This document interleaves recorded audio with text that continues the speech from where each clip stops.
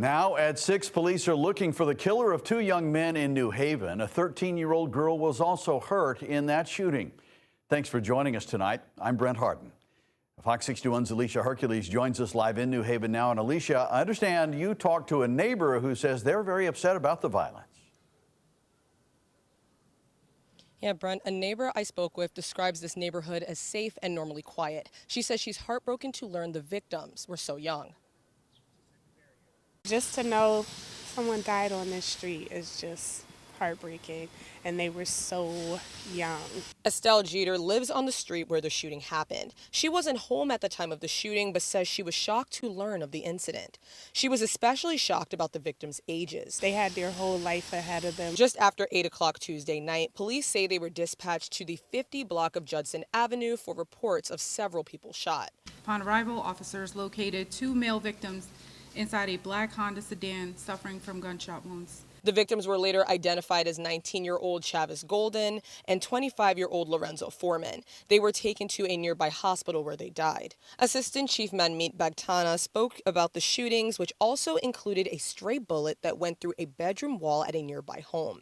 Bagtana says they initially thought a 13-year-old girl was struck by the bullet. She was transported to the hospital, Yale Pediatrics, where it was determined that her injuries were caused by debris and debris and plaster from the wall. Investigators say she wasn't shot and the debris from the wall grazed her head. Jeter says she briefly saw the 13-year-old before she was taken to the hospital. She was just in shock of what happened to her, and that, she had to go to the hospital. Police say she's been released from the hospital. This is the second double homicide of the year in the city. I'm hoping they find who did it, because they definitely deserve to go for that, go to jail, because that's a short life to take from them.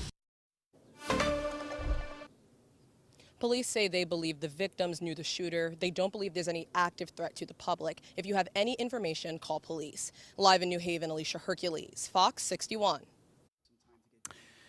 Alicia, thank you. Also in New Haven today, police said 2 men have been arrested in connection to the killing of 22-year-old Niger Wicker. And police said Joshua Yeaton and Jaden Cabasquini were taken into custody last week and charged with murder. The shooting happened on October 9th, 2024, near Wolcott and Ferry Streets in Fairhaven.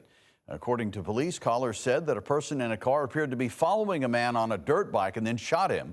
Wicker later died at a hospital. During a news conference today, Wicker's family said he was dearly loved and had a daughter on the way when he died. I need people to understand that when Niger was murdered, it wasn't just one life that was taken. An entire future was stolen. He never got to hear his daughter's first cry. He never got to hold her tiny hand or watch her take her first steps. He never got to hear her say, "Dada." Those are moments that can never be replaced. Cabasquini was 16 at the time of the shooting. Police tell us he was originally arrested on a juvenile warrant, but his case was transferred to adult court. Right now, both suspects are being held on a $1.5 million bond. Well, people in Plainfield tell us they are outraged by a proposal to build a trash incinerator plant that they believe would cause a wide range of environmental damage to the area. The plan has been proposed for several months now, and if approved, would become the 6th energy-producing incinerator in the state. Fox 61's Jamel Johnson is in Plainfield talking to neighbors about their concerns.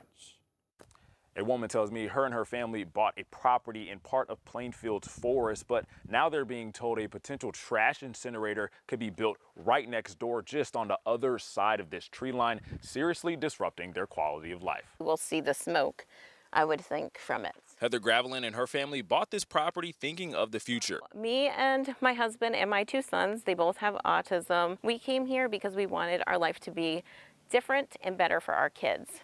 Something where we can do organic farming, homestead, teach our son all of these different, skills, life skills and things like this. Soon they'll start building their house in the forest, but what first was a dream home has now turned into a nightmare. We are moving forward, and then we get told that the trash plant is moving in right on the side of my property, which is right on this forest wall line.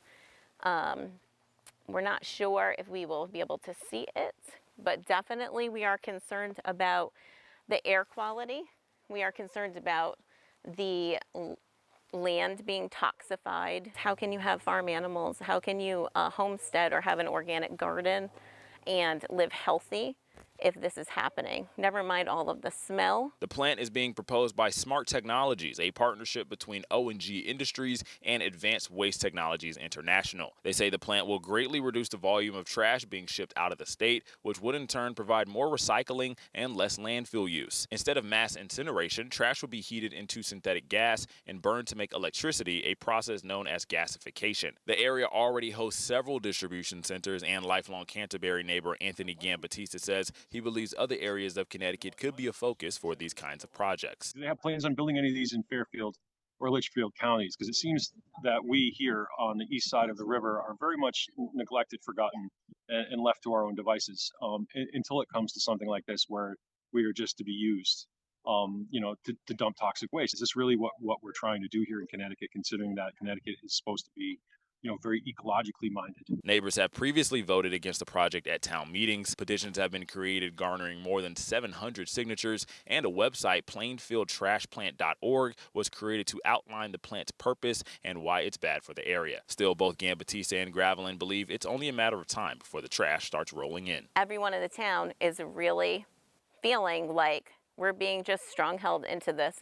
We don't have a choice. Now, the plant is still in the proposal phase. It currently needs approval from the State Siting Council as well as the Department of Energy and Environmental Protection. In Plainfield, Jamel Johnson, Fox 61. Jamel, thank you. Time for a look at the weather now. We have some more rain in the forecast this week, but we're in a weather impact alert right now because of the heat. Chief Meteorologist Rachel Frank is joining us now with more. Rach? Yeah, some people will look at the temperatures over the next few days and go, heat? I mean, really? Because highs will be in the 80s to near 90. That doesn't sound too hot, but it's all about the humidity. That gives the full picture because it will be as high as it gets around here for the next couple of days. That'll make it feel like we're walking through soup, and that'll make it hard for our bodies to cool off. So this is a couple of tough days for people that work outside, for example, or people that don't have air conditioners. And you don't get much relief at night either, with overnight lows staying in the 70s. So a heat advisory is in effect for Thursday and Friday from 11 a.m. to 8 p.m., as it could feel like up between 95 to near triple digits. So we know what to do when it's hot, but sometimes we need an extra reminder, as this heat can always sneak up on you. 82, the current temperature in Hartford, 79 in New Haven. There are a couple sprinkles out there, but still nothing that would get in the way of enjoying the night. That is the leading edge of some more humid air. There's a couple of those sprinkles I was telling you about. We'll talk about a better chance for showers and storms later this week. Your full forecast, including how long the heat lasts, coming up. Brent.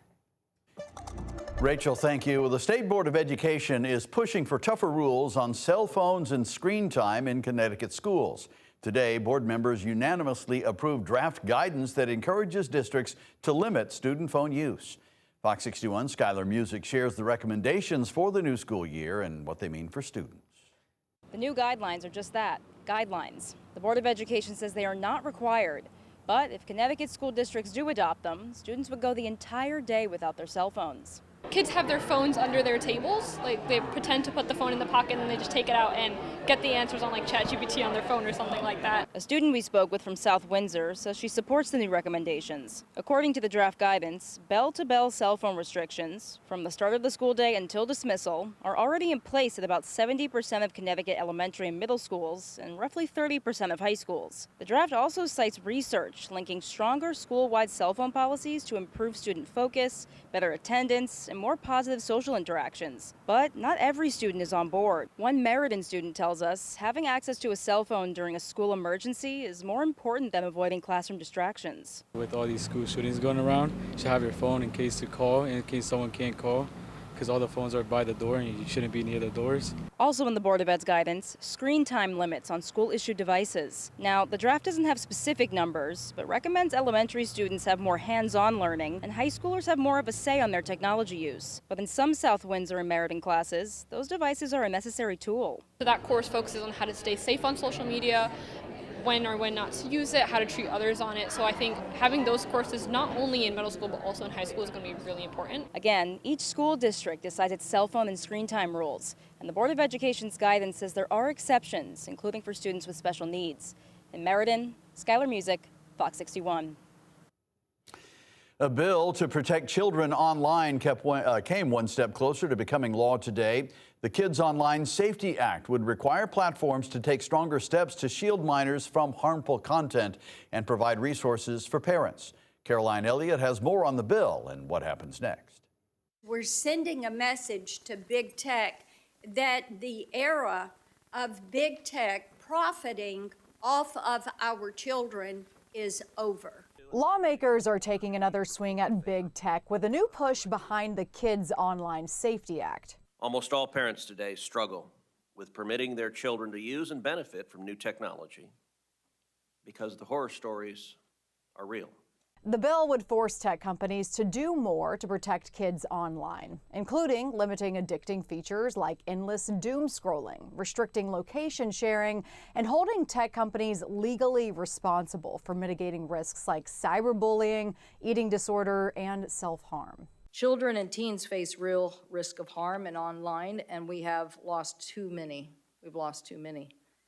Congress needs to do more. The Senate Commerce Committee voted unanimously on Wednesday to advance the legislation, but lawmakers say more still needs to be done. I cannot emphasize enough the urgency of stopping the hideous harms done by social media and overcoming the powerful coalition of lobbyists and lawyers that big tech has mustered against this bill. And the last time senators voted on this bill, it passed 91-3, but failed in the House. So there may need to be some additional negotiations with House lawmakers before it becomes law. In New York, Caroline Elliott, Fox 61. Well, today, Congressman John Larson announced a new bill that would end TSA coordination with ICE agents. This comes after the Connecticut Airport Authority confirmed ICE agents were at Bradley International Airport last month to carry out covert operations that the Airport Authority said it knew nothing about. The bill is called the No TSA Data for ICE Act. It would keep private information from being handed over to immigration agents at the airport. Larson says what happened at Bradley last month should never be allowed to happen again. He says the state airport authority still hasn't been briefed on what ICE was doing at Bradley or how many people were taken. We're going to make sure that this legislation gets a hearing and we're holding people accountable. This is not about being Democrat or Republican or unaffiliated. This is about your personal data.